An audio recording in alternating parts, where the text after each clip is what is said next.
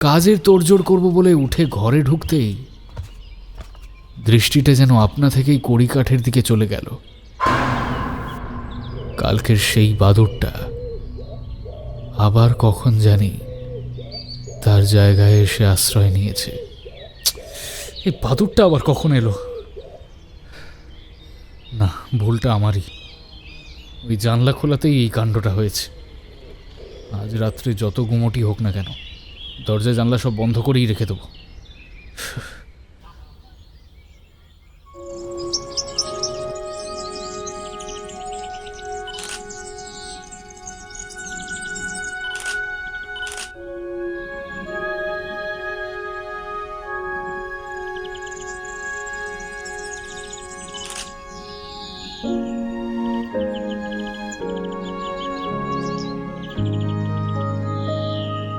সারাদিন মন্দির দেখে বেশ আনন্দেই কাটল।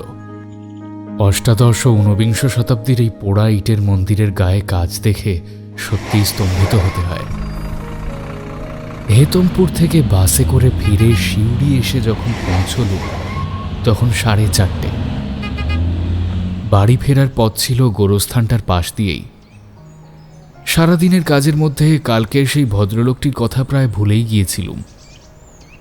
তাই গোরস্থানের বাইরে গাছটির নিচে তাকে হঠাৎ দেখে কেমন যেন চমকে উঠলুম। কালকের সেই লোকটা না? লোকটাকে এড়িয়ে চলে যেতে হবে, নাহলে কালকের মতো আবার বিরক্ত করবে। মাথা হেঁট করে হাঁটার স্পিড যেই বাড়িয়েছি অমনি ভদ্রলোক ডাকতে ডাকতে লাফাতে লাফাতে এগিয়ে এলেন। কি দাদা, আমায় এড়িয়ে চলে যাচ্ছেন যে? কই না তো।